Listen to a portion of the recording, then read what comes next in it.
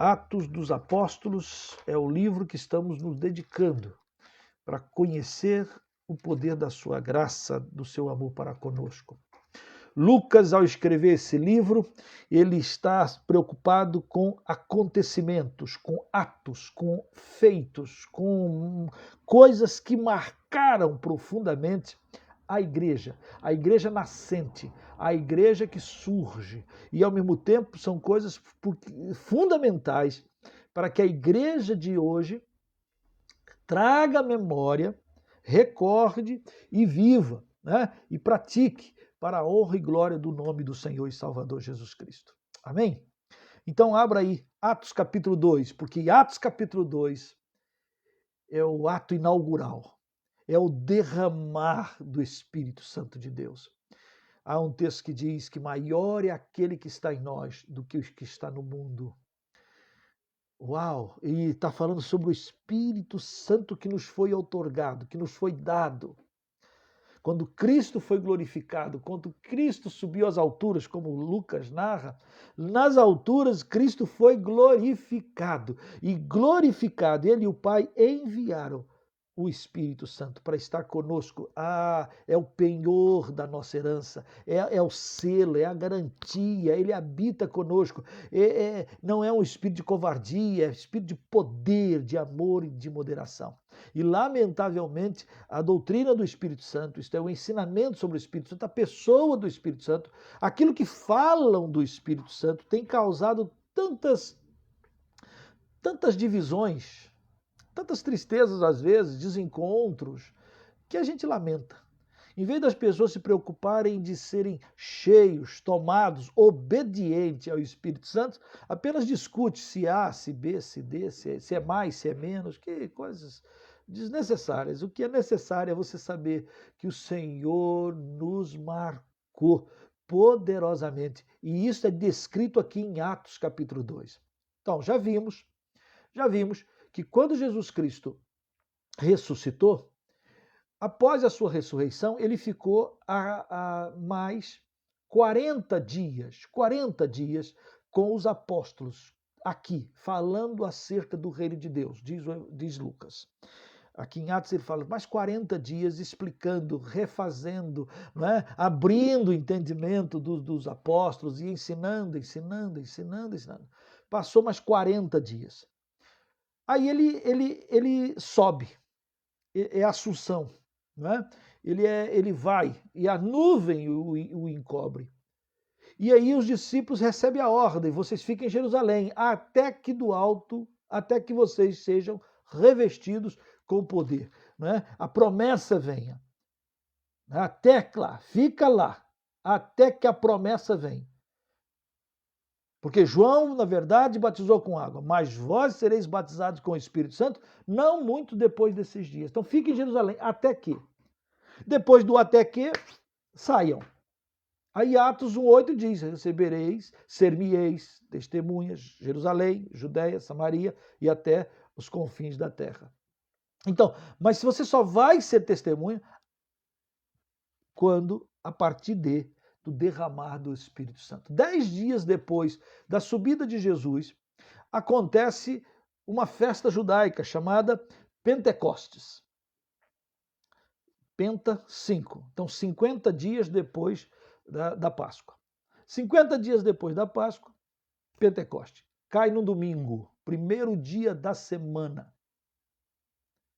E aí abre-se jogo de cara um parênteses. Algumas pessoas ficam questionando que a igreja no início reunia só no sábado e esse negócio de reunir no domingo foi uma ordem de Constantino, o imperador romano. Gente, isso é besteira, gente. Isso é besteira.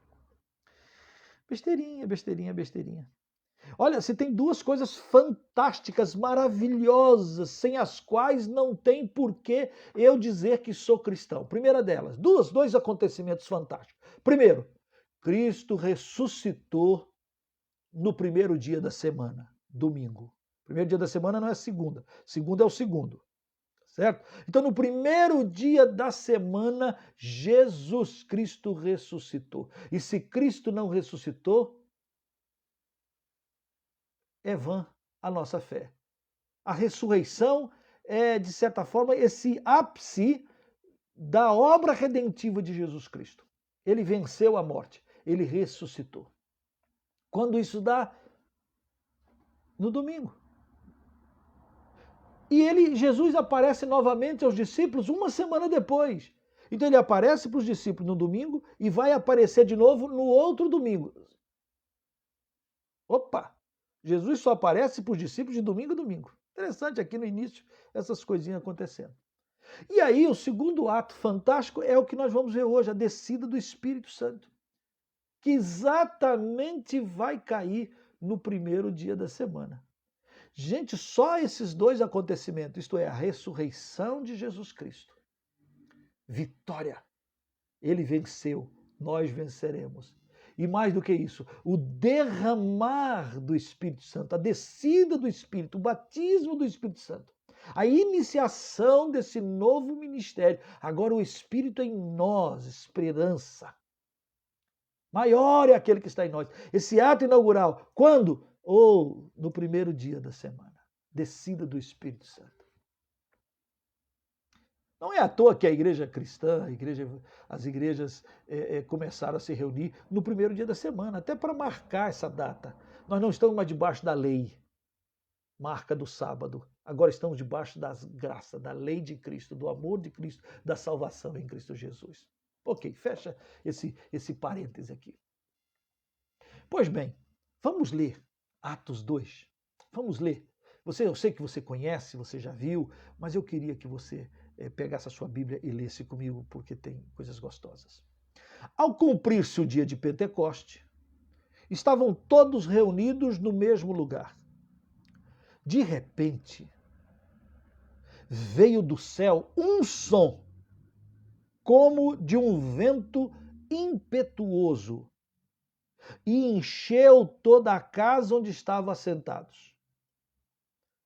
Primeiro veio do céu um som, como de um vento. Não veio vento, veio som como de um vento. Não houve roupas voando, não houve cortinas balançando, não houve. Houve um som como de um vento que encheu, um vento forte, um vendaval, mas um som como de um vento, que encheu toda a casa.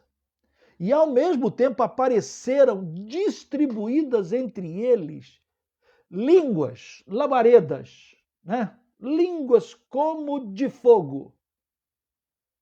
E pousou sobre cada um deles. Diz que ali o grupo tinha cerca de 120.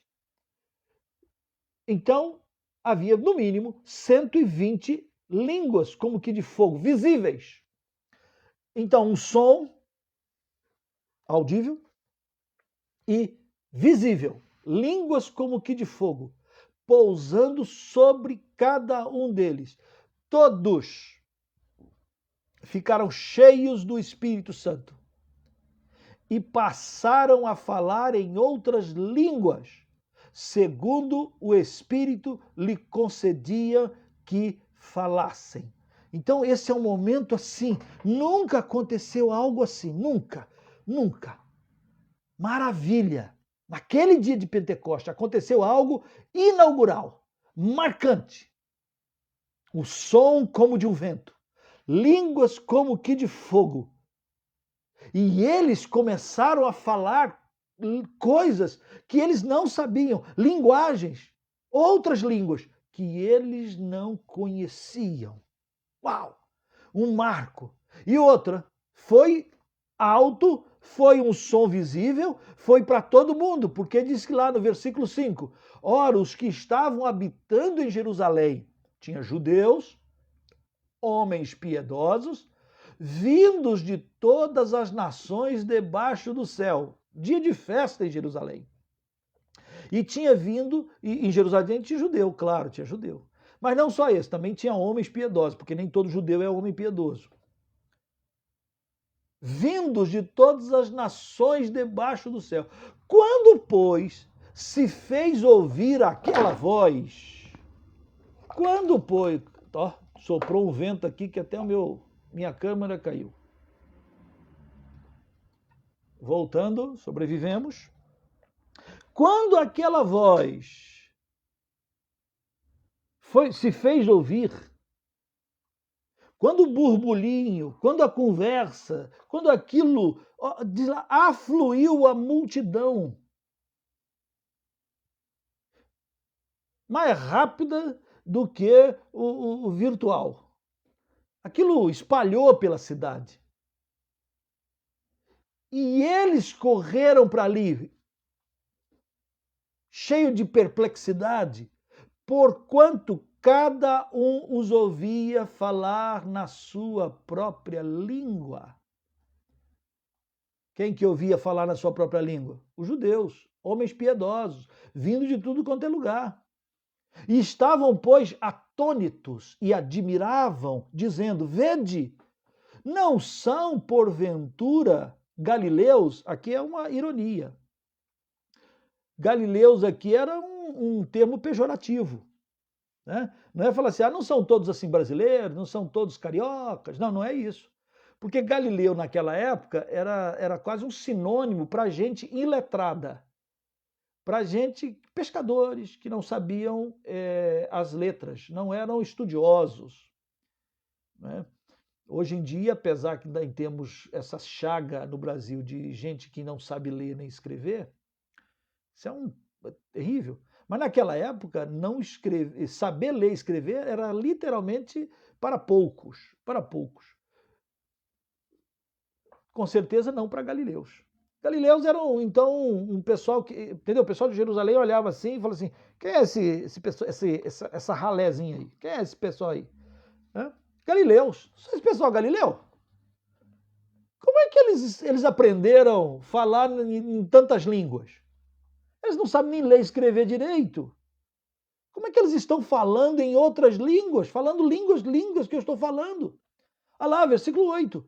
Como os ouvimos falar, cada um em nossa própria língua materna. Então veio gente de vários desses lugares, que nasceram desses lugares. Aí tem uma lista.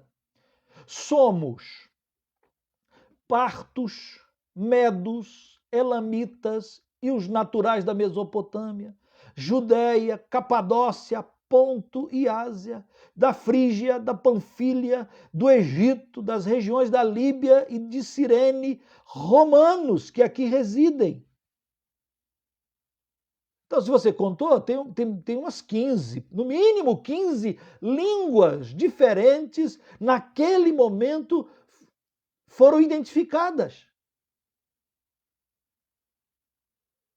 Porque esses judeus, mas nascidos em partos, nascidos na Mesopotâmia, na Judéia, na Capadócia, no Ponto, na Ásia, na Líbia, eram judeus que ali estavam, e homens piedosos, não só de judeus. No versículo 11 diz assim, tanto judeus como prosélitos. O que é um judeu? Olha, judeu é fácil, é um descendente lá de Abraão e das 12 tribos, etc, etc. Judeu. Ok. E os prosélitos? Prosélito é o termo para uma pessoa que é gentia, né? Uma pessoa de outra nacionalidade, que se converte ao judaísmo. Ele segue as regras do judaísmo, mas ele não é judeu, ele é prosélito. Então veio prosélitos de tudo quanto é lugar, que aguardavam, que esperavam a vinda do Messias. Essa é uma esperança judaica. Ainda tem judeu esperando o Messias. Jesus já veio, mas eles ainda estão esperando um outro. Né? É capaz de, quando Jesus voltar, vão pegar muitos de calça curta, lamentavelmente, diz Paulo. Eu também o digo. Né? E esses judeus, prosélitos, cretenses e arábios, nós estamos ouvindo nas nossas próprias línguas as grandezas de Deus. Gente, na descida do Espírito Santo, Deus é fantástico, né? Eu até diria, é um ato marcante, teatral, algo impactante. Tem tantas cenas na Bíblia de impacto, né, de Deus mandando. Eu me lembro uma cena que eu particularmente gosto muito, é quando Deus chama a Gideão para enfrentar lá o pessoal, e era 120 mil inimigos, aparece 32, e aí Deus diz, tem muita gente, manda embora. Ficou 10 mil, diminuiu muito, 10 mil contra 120. E aí Deus, nada, tem muita gente, manda descer as águas. Quem beber água levando água na mão, coloca do lado. Quem baixar e beber que nem cachorro, cavalo, coloca de lado. E só sobrou 300, né? 300 pessoas contra 120 mil pessoas. E aí Deus manda pegar um pote, pegar uma tocha. E aí, quando chega na hora da batalha, de noite, Gideão coloca o pessoal assim no vale, os 300, espalha, e aí diz assim, quando eu der o toque, todo mundo quebra o pote. Cara, que batalha mais assim, teatral e mais diferente, né? Quebra o pote e acende a tocha. Quer dizer, eles colocavam a tocha dentro do pote para ninguém ver. Eles chegaram. Quando eles chegaram ali, mais ou menos perto dos 120 mil, de noitão, alta madrugada, o pessoal gritou, por Gideão, por Senhor, quebra o pote, pá, quebrou o pote, aí aparecem as tochas. O pessoal, os 120 mil eles acordaram bêbados, trôbados, de madrugada, viu aquelas tochas, aquele barulhão, o vale ecoou o barulho dos potes quebrando. Deve ter sido uma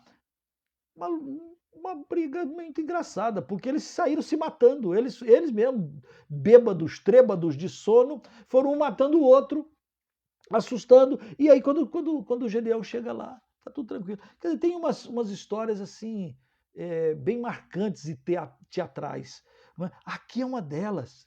A descida do Espírito Santo, ela é marcada com um som violento, um som que não ficou só na casa, um som, vento impetuoso. Nossa, minha língua está travando aqui, irmãos. Não é? Impetuoso, aquele vento forte. E aí línguas de fogo, como que de fogo? Não era línguas de fogo, mas como de fogo, pousando sobre eles. E tinha no mínimo 120 ali, era o número da Assembleia da Igreja. Enfim, aquele movimento, e depois todo mundo começou a glorificar a Deus falando em línguas. Não eram línguas, não era uma glossolalia no sentido de línguas estranhas, gente. Atos dos Apóstolos nem menciona isso. Aqui, quando está falando de dom de línguas, está falando de línguas idiomáticas. Provavelmente, porque Deus já disse no versículo 8 do capítulo 1 que o pessoal ia ser testemunha em Jerusalém, Judéia, Samaria e até os confins da terra. Ora, até os confins da terra, milhões de línguas. E o que ele está dizendo? Que o Espírito Santo, agora sendo derramado, vai capacitar a cada um a sair e a proclamar. E eu até digo para os meus irmãos que têm o dom de línguas, ache a língua, ache o país, ache a nação, ache a etnia que você fala, e vai falar das grandezas de Deus lá. Vai compartilhar, porque é o Espírito capacitando poderosamente a sua igreja. Não são esse pessoal, não são galileus, analfabetos, gente incompetente. Deus escolhe as coisas loucas desse mundo. Aí o pessoal está exatamente dizendo isso, mas não são galileus, gente iletrada. Como é que nós estamos ouvindo que eles estão falando nas nossas línguas maternas? A nossa língua materna. No árabe, no egípcio, da Líbia, de Cirene, elamitas, enfim. Línguas maternas. Algo fantástico acontecendo. E as pessoas afluindo para ali e dizem assim, gente, nós estamos ouvindo, estamos atônitos, versículo 12, estamos perplexos. O que quer dizer isso? O que quer dizer isso? Que acontecimento fantástico. Porque estamos ouvindo das grandezas de Deus. Os discípulos começaram a falar, e eu acho que os discípulos falavam aquilo que estava no coração deles, e eles que não entendiam a outra língua. Imagina, é como você que não sabe falar russo. De uma hora para outra você começa a falar russo, não sabe falar búlgaro, começa a falar búlgaro, não sabe falar chinês, começa a falar chinês, não sabe falar inglês, começa a falar inglês. Você começa a falar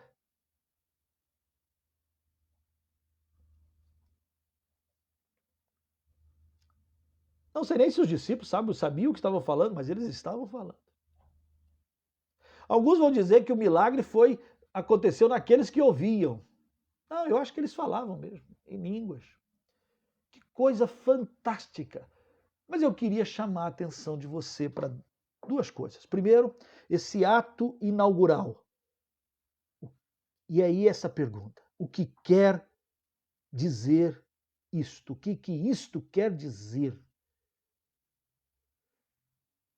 Chegou. O que é que chegou?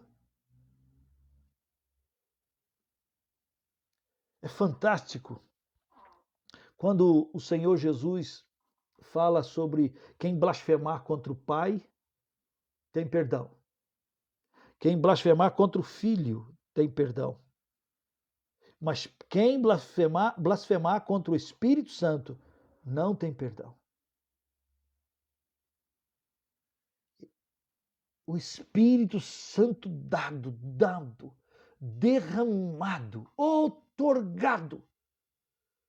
Poder de Deus. Espírito de poder, de amor e de moderação. Presença de Deus em nós. Ele habita em nós pelo seu Espírito. Cristo em nós pelo poder do Espírito Santo. Nós não estamos sós. Cristo subiu, mas pelo Espírito Santo nós não estamos sós.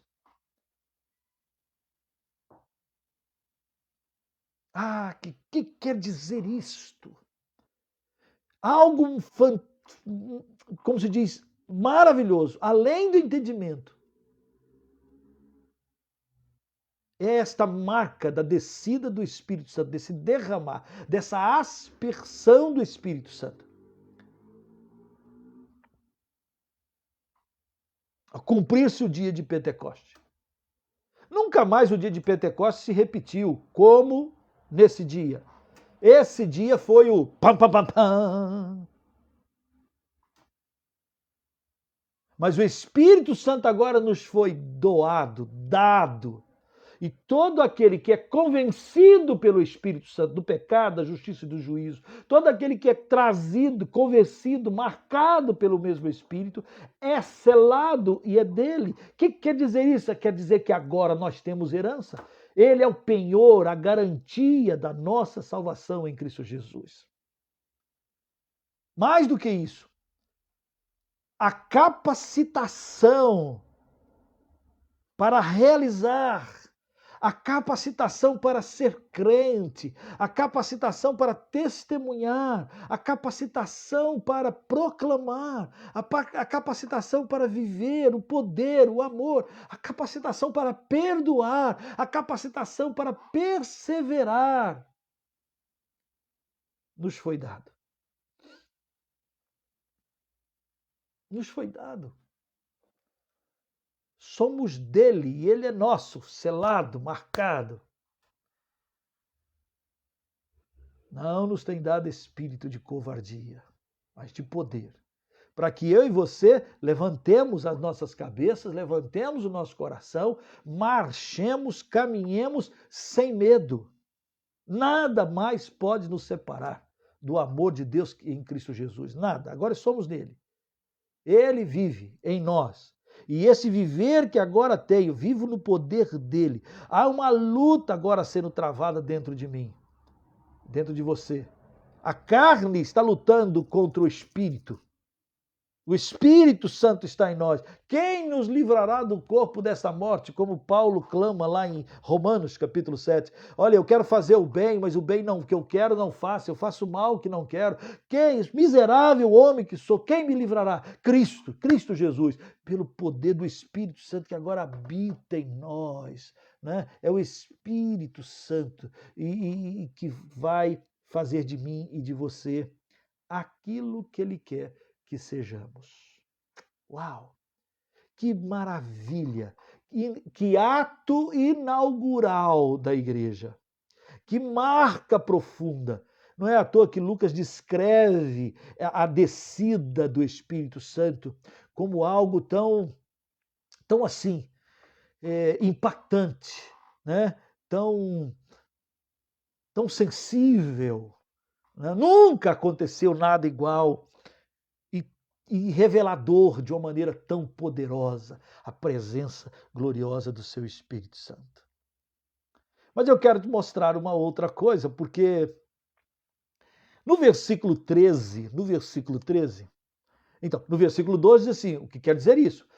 No versículo 13, já se levanta a primeira grande barreira, a primeira grande luta. Veja, a igreja está nascendo, a igreja está embrionária, de certa forma. O pessoal está perguntando o que quer dizer isso. Né? A igreja está borbulhando, o Espírito é derramado, o pessoal está ali numa alegria, falando, exaltando das grandezas de Deus, percebendo, vendo, sentindo, totalmente novo. E os discípulos mesmo perguntando o que é isso, o que é isso. Levanta a primeira tentativa, eu diria, do diabo, das trevas, se levanta para tentar sufocar, impedir, atrapalhar.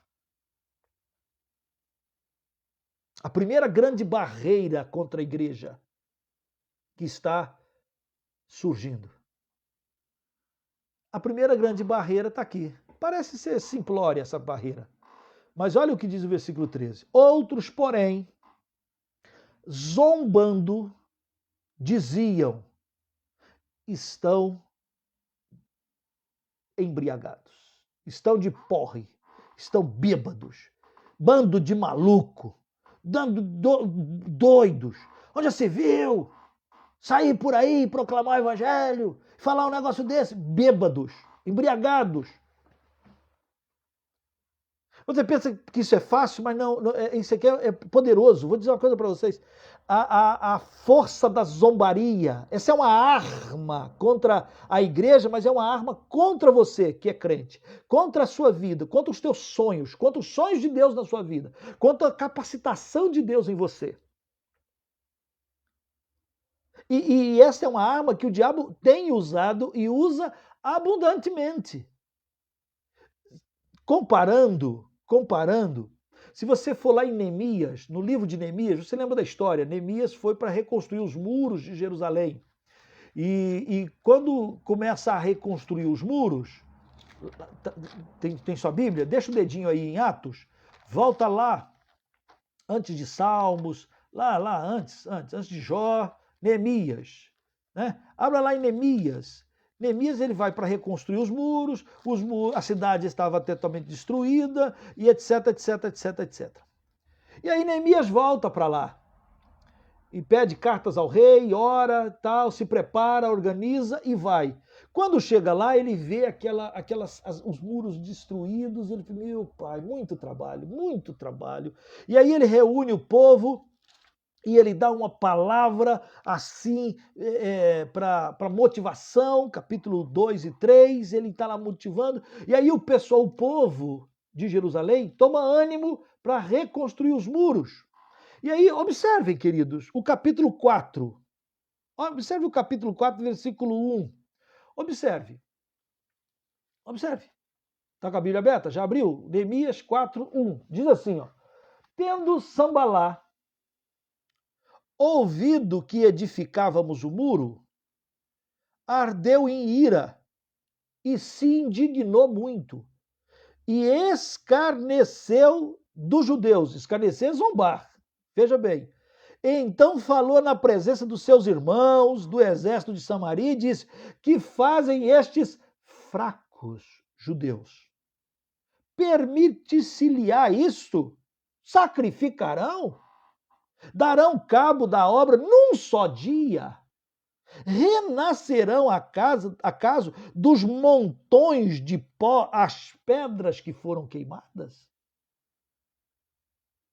E aí do lado do zombador Sambalá apareceu Tobias, versículo 3, e disse, ainda que edifiquem, vindo uma raposa, bichinho pequenininho, pula, derrubará o muro de pedra. Quer dizer, aqui é tudo. A palavra de zombaria aqui é de escarnecimento, é exatamente, olha, esse pessoal aí vai fazer o quê? É fraco. A gente vai permitir isso? Ah, mas mesmo que eles façam, eles são tão incompetentes. que vinha uma raposinha, derruba o muro. É besteirinha o que eles vão fazer. É tolice o que eles vão fazer. Veja, lá em Neemias, o diabo, pela boca desses caras, Sambalat, Tobias, eles zombaram. Eles escarneceram. E veja que o poder da zombaria é tão forte que quando você supera, quando você vence a zombaria, você, no caso lá de Neemias, o pessoal fechou a metade do muro. O pessoal estava animado, não deu ouvido às zombarias, tratou o seu coração direitinho, enfrentou e, resultado, a obra completou até a metade. Então, a zombaria, ela destrói. Se você der ouvido a ela, você nunca vai fazer nada na sua vida. Sabe, você pode ter um sonho de montar uma loja, uma empresa, uma indústria, de abrir um campo missionário, de abrir uma congregação, de evangelizar na esquina, qualquer coisa que você se propor a fazer para a honra e glória do Senhor, você vai ouvir, ou aqui no seu ouvidinho, por uma voz que quer a tua destruição, porque ele veio para matar, roubar e destruir. Ou você vai ouvir por boca de pessoas que vão dizer: quem é você para começar isso? Quem é você para evangelizar? Quem é você para pregar? Quem é você para compor uma música? Quem é você para louvar? Quem é você para abrir uma congregação? Quem é você para contribuir com a obra missionária? Quem é você? Vai zombar de você, fraco, pobre, miserável você é. E nessa tentativa de zombar, de dizer que você é incapaz, impotente, zombam de você. E se você der ouvido a ela, se você acreditar nessa voz, se você acreditar nessas vozes, nessa palavra de zombaria, você para, você não vai. O quê? Você vai fazer isso? Mas da onde vão vir os recursos? Como é que você vai conseguir fazer aquilo? Como é que você vai fazer aquilo outro? E aí vem a palavra para dizer: você não presta, você é isso, você é fraco, esse é um grupinho, essa é igrejinha, eita, igrejinha congregacional nunca muda. Que igrejinha evangélica, entendeu? Aí você vai ficando com essa mentalidade, é a mesma tentativa que aconteceu lá na primeira igreja. Primeira coisa, a igreja cheia do Espírito Santo, a igreja alegre, olha, línguas como que de fogo, o povo um vento, que coisa maravilhosa, manifestações espetaculares, e aí ouve-se uma voz: estão bêbados, são malucos. Quem é esse pessoalzinho aí para fazer isso, isso, isso? Quem é? Quem são? Como é que vão fazer? E eu conheço um monte de gente que, com medo de lutar, já com a derrota na cabeça, nem entra no ringue, nem tenta, nem sobe no tatame para lutar. Não, porque já está destruído, já é isso que luta. Ouve-se a voz da zombaria. Lá em Neemias, quando o pessoal zombou, Neemias tem uma atitude muito fantástica, e Pedro também vai ter uma outra atitude muito fantástica.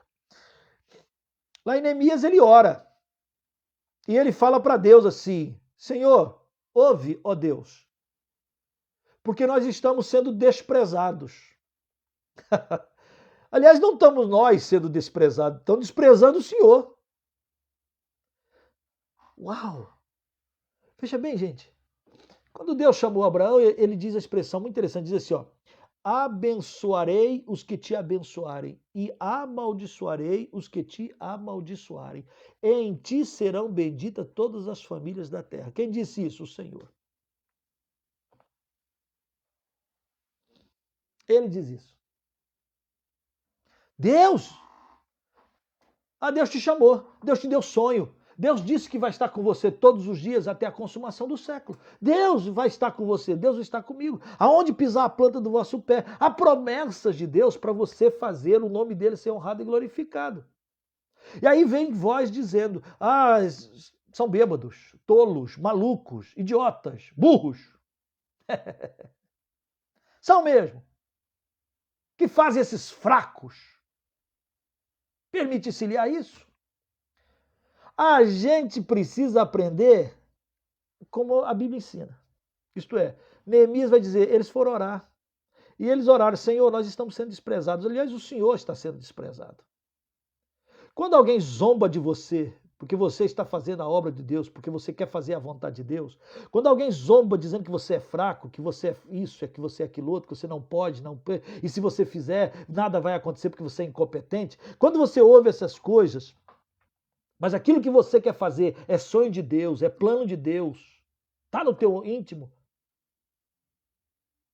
você tem que entender e colocar isso para frente e dizer, Senhor, não marcho eu, marcha o Senhor comigo. Zombam não de mim, zombam do Senhor.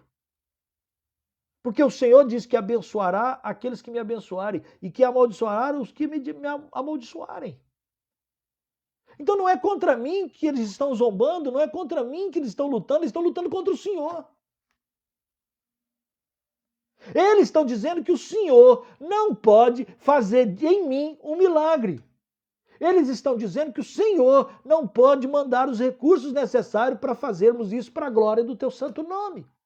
Eles estão dizendo que o Senhor não pode mandar recursos para sustentar os missionários nos 4 cantos da terra. Eles estão dizendo que não vale a pena a gente abrir campos ou abrir seminários, abrir trabalho e fazer evangelizar, porque isso não vai acontecer. Como se o Senhor não tivesse poder. Entende, gente? Mas quando eu entendo que Deus, Ele é o Senhor da obra, é Ele que efetua em nós tanto querer quanto realizar, é Ele que faz. Sem mim, disse Jesus, nada podeis fazer. Eu não posso fazer nada se não for por Ele. Você também não pode, nem fritar o ovo. Nem fritar o ovo. Nós o fazemos do poder dele. Mas já tem sempre vozes dizendo isto aqui, assim como aconteceu com a igreja. Pedro, por causa da zombaria, preste bem atenção. Você sabe que a zombaria pode fazer de você, já viu aqueles cachorrinhos, né?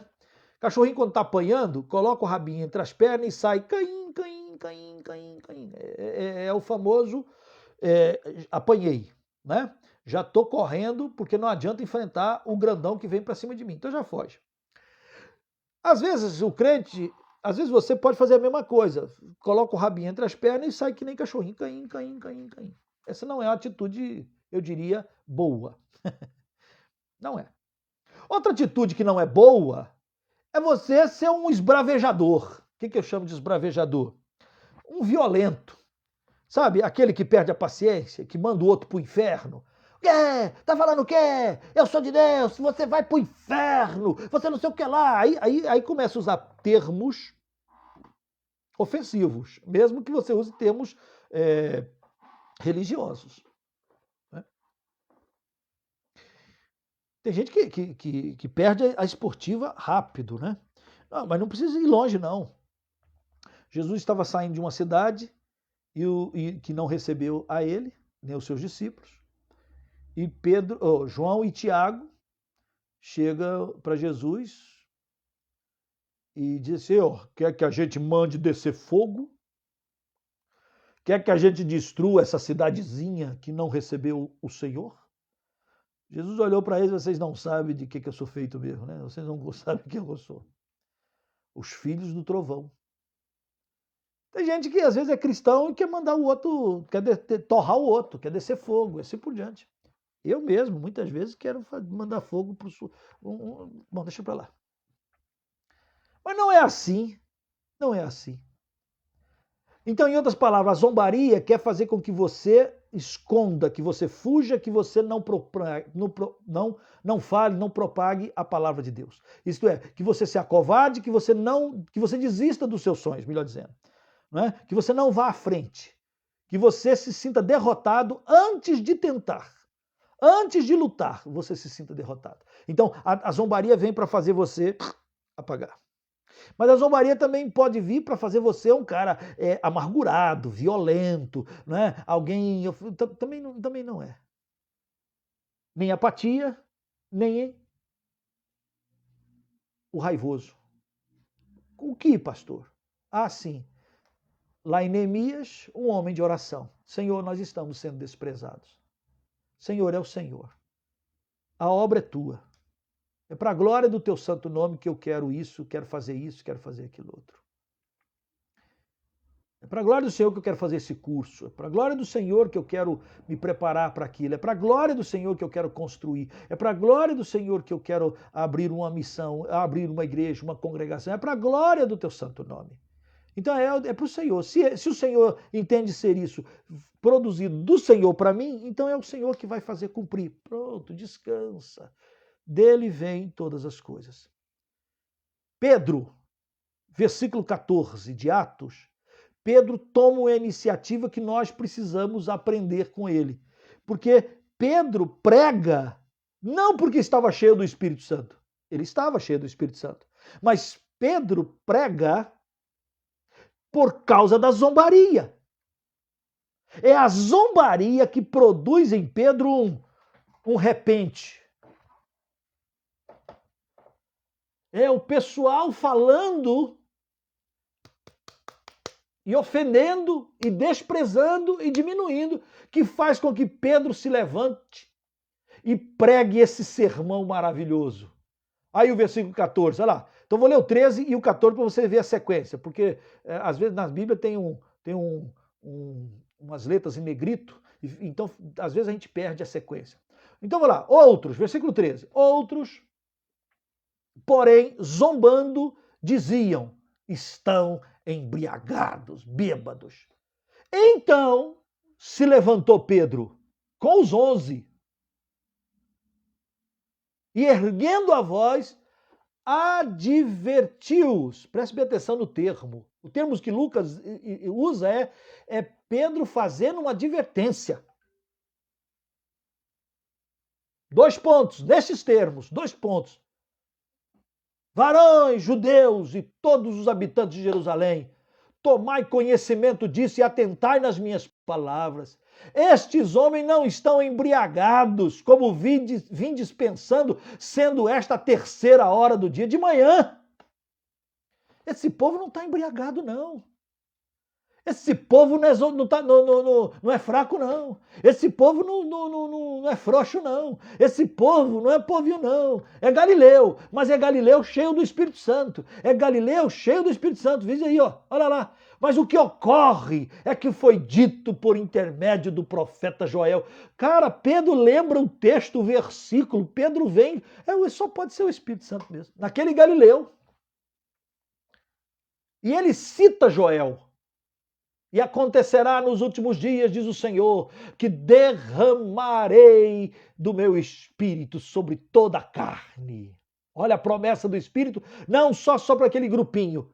A derramar do Espírito Santo não só para umas pessoas, mas o derramar do Espírito Santo sobre toda a carne. Quem quiser é vir, quem quiser é vir. Quem tiver sede, vem a mim e beba.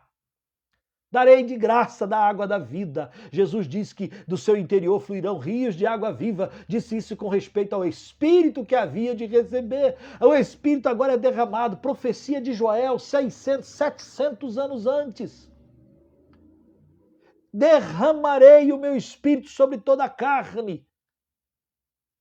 O batismo é um derramar do Espírito. Vossos filhos e vossas filhas profetizarão. Não vai ser só homem que vai ter palavra, mulher também vai ter palavra. Deus vai falar com mulheres, Deus vai falar com homens. Vossos filhos e vossas filhas. Vossos jovens terão visões e sonharão vossos velhos. É fantástico isso aqui, porque é natural do velho não sonhar.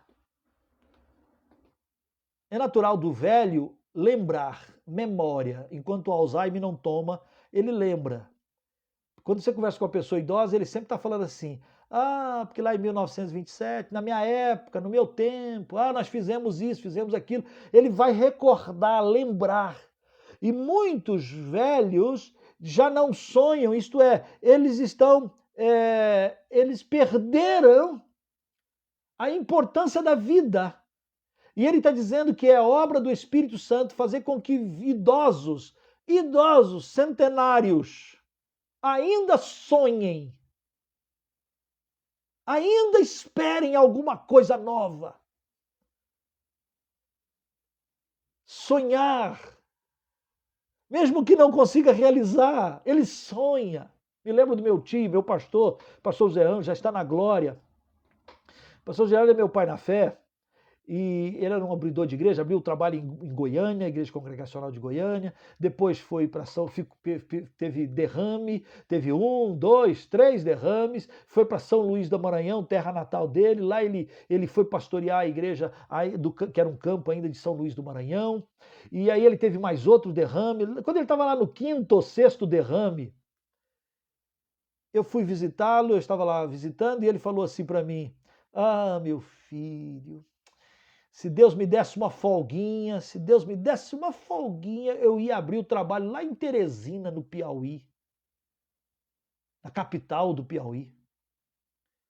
E eu olhei para ele e falei assim: gente, esse homem é cheio do Espírito, ele ainda está sonhando. Vossos velhos sonharão. E vossos jovens, em vez de. Jovem é o contrário, né? Jovem é sonhador. Jovem sonhador. Ah, aquela menininha na adolescência. Ah, cavalo branco. Ah, um príncipe encantado. Ah, que eu vou fazer isso. Faz milhões de coisas nos seus sonhos. Sonha, jovem, sonha. Mas aqui é marca do Espírito Santo. O jovem ter visão. E o que é visão? Visão é você estar ciente daquilo que Deus tem para você, do plano de Deus para você. Ah, Deus quer que você faça isso. Vamos exemplificar com o apóstolo Paulo. Paulo diz assim: quando ele entregou a vida para o Senhor Jesus, naquele dia Deus deu a ele uma visão. Visão de quem? Dos gentios, de ser um pregador enfim, a todos os povos. E aí Paulo, já no finalzinho, ele diz assim: eu não fui desobediente à visão que Deus me deu. Visão é um negócio tão fantástico que se você diz assim: eu sei para que eu vim ao mundo. E o que Deus tem para mim. Ele quer que eu faça isso. Pronto, visão. Eu sei qual é o plano de Deus para mim, o que Deus quer de mim. Eu não sei os detalhes, não sei até onde Ele vai me levar, mas eu sei o que Ele tem para mim. Visão. Vossos jovens terão visão, vossos velhos sonharão. Até sobre os meus servos e sobre as minhas servas derramarei meu espírito naqueles dias e profetizarão. Mostrarei prodígios em cima no céu, sinais embaixo na terra, sangue, fogo, vapor, fumaça. O sol se converterá em trevas e a lua em sangue antes que venha o glorioso dia do Senhor. E acontecerá que todo aquele que invocar o nome do Senhor será salvo. Então esses homens não estão bêbados, é isso que move Pedro. Em outras palavras, quando vierem com zombaria dizendo você não pode fazer, você não faz, você é incompetente, você é fraco, você é burro. Você deve pegar essa palavra maldita e fazer dessa palavra um trampolim. Você deve pegar dessa palavra e dizer: não, eu sei que meu Redentor vive, eu sei que ele se levantará. É ele que vai fazer. E isso está acontecendo é para que se cumpra a palavra.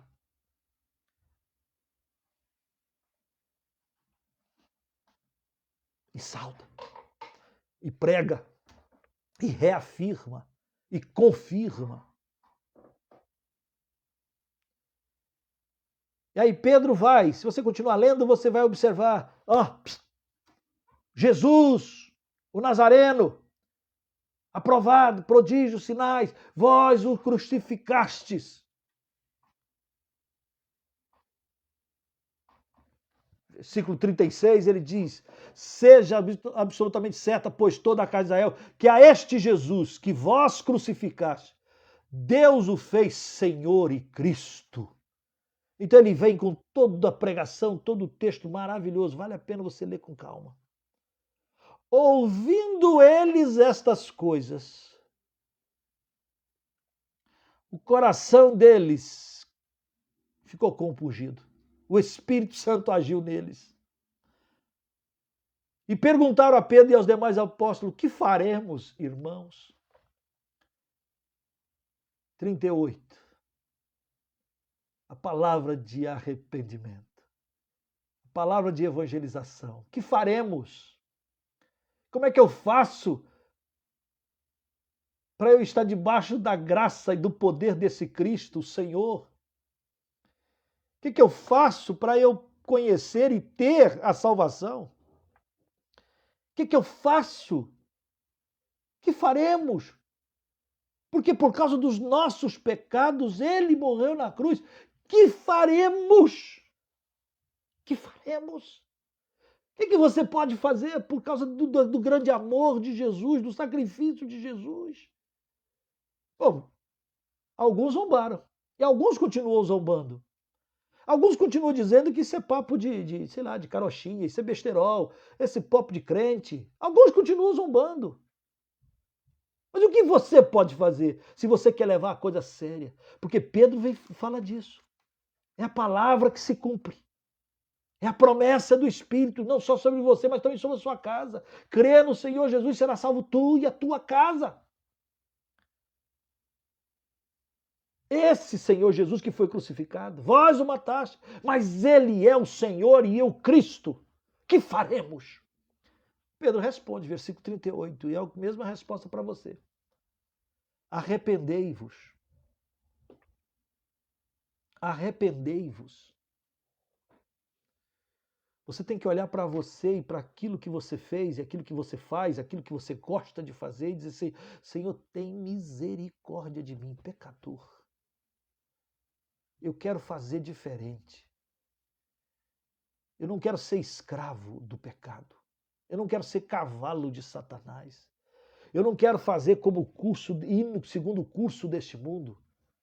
Eu não quero ser mais escravo. Eu quero ser livre. Eu conheço a verdade. Que farei? Arrependei-vos. Quem rouba, não rouba mais. Quem mentia, não minta mais. Quem odiava, não odeie. O velho homem. Arrependei-vos. Quem era idólatra, deixa de ser idólatra. É só Jesus. Ele busca adoradores que o adorem em espírito e em verdade. Espírito e verdade. Não coloque outra coisa no lugar de Cristo. Você dá mais intenção e atenção ao dinheiro. Você está mais preocupado com as coisas desse mundo. Isso é idolatria também. E toda idolatria, o que está por trás de toda idolatria, são demônios. Arrependei-vos. E cada um de vós seja batizado em nome de Jesus Cristo para a remissão de vossos pecados e recebereis o dom, o presente do Espírito Santo. Pois é para vós outros, é a promessa para vossos filhos, para todos que ainda estão longe, isto é, para quantos o Senhor nosso Deus o chamar. Veja, o derramar do Espírito Santo de Deus foi marcante naquela época, mas não é só para aquela época, é para agora. É para você e para mim. A presença vibrante, poderosa, flamejante do Espírito Santo é para você. Está aqui, ó, versículo 39. Para vós outros é a promessa. Para vossos filhos. Para todos que ainda estão longe. Está falando de nós, mas não só de nós. Dos que ainda virão. Isto é, para quantos o Senhor nosso Deus chamar. Deus está te chamando. Deus te chamou. É promessa para você. Usufrua, não permita que palavra de zombaria, palavras que te diminuam, palavras que façam você ter vergonha da vossa fé, da sua fé, palavras que digam que o nosso Deus é Deusinho, que Cristo é Cristinho, palavra que diga que não vale a pena. Não permita que zombarias, escárnios venham e destruam de você a sua fé. Você vai para a igreja, você vai ficar doente, você vai pegar Covid se você for para a igreja. Vá para a igreja, vá pregar o evangelho, fala de Jesus, compartilhe, abre a tua boca. Porque maior é aquele que está em nós do que está no mundo. Pastor, se eu pegar Covid, vai ser tratado, querido, vai ser tratado. E se eu morrer, pastor? Vai para a glória. Que isso, pastor? Ô amado, nada pode nos separar do amor de Deus que está em Cristo Jesus, nem a morte. Enchei-vos do Espírito. Com muitas outras palavras, deu testemunho e exortava-os, dizendo: salvai-vos dessa geração perversa. Nós, se naquela época era perversa, imagina agora, né? Imagina 2000 anos depois, com essa tecnologia toda, com tanta coisa. Meu Deus do céu, como geração está perversa cada vez mais. O que fazemos? Salvai-vos. Saia, livre-se desse meio, dessa corja. Entregue-se, viva. Não permita que ninguém arranque de você a graça poderosa do Senhor Jesus. Então os que lhe aceitaram a palavra foram batizados, havendo acréscimo naquele dia de quase 3.000 pessoas. Uau! Naquele dia de Pentecostes, o Espírito Santo foi derramado e naquele dia houve uma festa em Jerusalém, porque aconteceram 3.000 batismos. A igreja que tinha 120 agora tem 3.000. Uau! Uau! Queridos, o Espírito é promessa para você e para mim. Ele é aquele que o Senhor Jesus prometeu e já enviou. Foi derramado, começou aqui em Atos capítulo 2. Mas não foi só para Atos, alcança a você e a mim. Porque é para eles, a glória a Deus é para mim, é para você, Ele está aqui comigo, Ele está aí com você agora. O Espírito de Deus está aí com você, está aqui comigo, que coisa preciosa. E você poder dizer como salmista, sonda-me, ó Deus, e vê se há em mim algum caminho mau, e guia-me por caminhos eternos. É o Espírito Santo aí dentro de você, você é templo do Espírito Santo. O teu corpo é a habitação do Espírito. Olha o que você faz dele. Olha o que você vai fazer do teu corpo, queridinho. Entrega o teu caminho. Dá glória. Arrependa-se. Hoje eu vi uma frase de um pastor querido que falou isso mesmo. Que nós temos todo dia. A coisa que mais nós temos que fazer todo dia é pedir perdão. Arrependa-se. E deixa o Senhor agir. E não permita que palavras negativas, de zombaria, de dizer que você não é nada. Não, coloque isso na mão de Deus. Coloque-se nas mãos de Deus.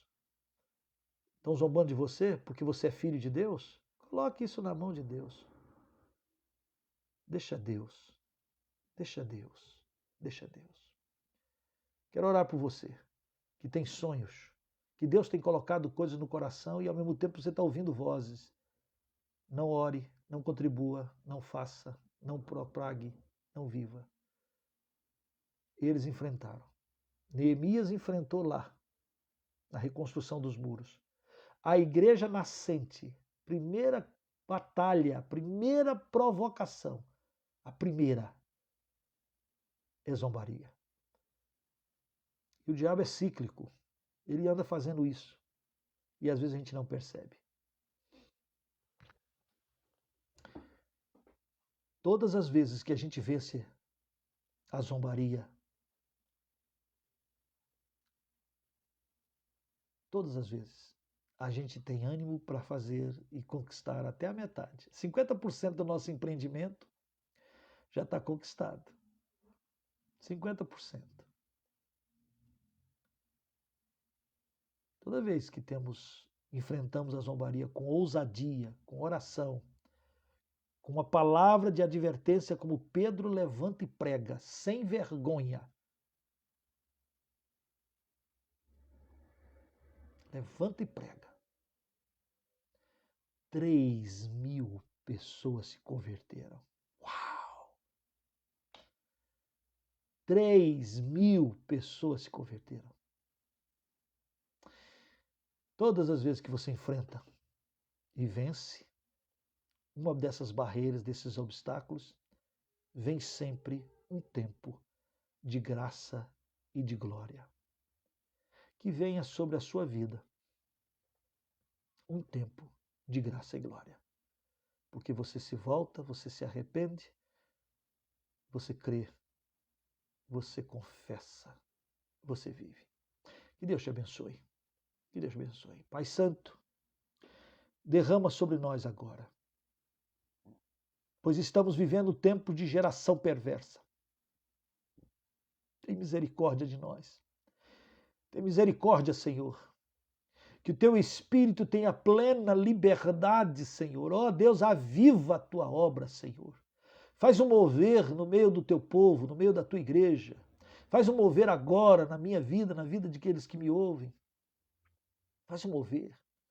Enche-nos, Senhor, com teu Espírito. Perdoa-nos, Senhor. Move em nós. Tira, Senhor, todo medo. Estão zombando, Senhor. Estão escarnecendo da tua igreja, do teu povo, das nossas vidas. Mas, Senhor, é do Senhor. Então estende a tua mão, Senhor, e proclama o teu poder e as tuas maravilhas. Assim nós te adoramos, assim nós te bendizemos, assim clamamos para a glória do teu santo nome. No nome de Jesus Cristo, nosso Senhor e Salvador. Amém. Amém. Que você tenha uma semana de alegria, de vitórias, de vencer, de não desistir, de proclamar, de não aceitar a zombaria, mas fazer dela um trampolim e que venha sobre você um tempo de graça e glória. Amém? Deus te abençoe.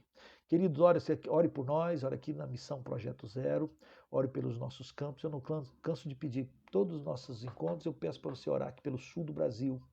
Ore pelo campo de Foz do Iguaçu, ore pelo campo aqui de Colombo, pelos nossos missionários, ore para o Joinville e agora comece já a orar pela cidade de São Francisco do Sul, ali em Santa Catarina, onde nós vamos, até o final do ano, abrir mais uma igreja evangélica congregacional e queremos ali ser a base da missão e queremos ter um acampamento, um seminário. Não sei de onde virão os recursos. Palavras de zombaria eu ouço todo dia, mas eu creio no Deus que há de fazer grandes coisas. Maior é aquele que está em nós. Então que você ore por nós, ore pela nossa vida e que Deus te abençoe. Se você tem algum pedido de oração, você pode colocar aí que depois estaremos orando por vocês. Um beijo e até quarta-feira que vem, quando vamos continuar estudando o livro de Atos dos Apóstolos e que os atos aconteçam na sua vida para a glória do Senhor Jesus. A paz do Senhor.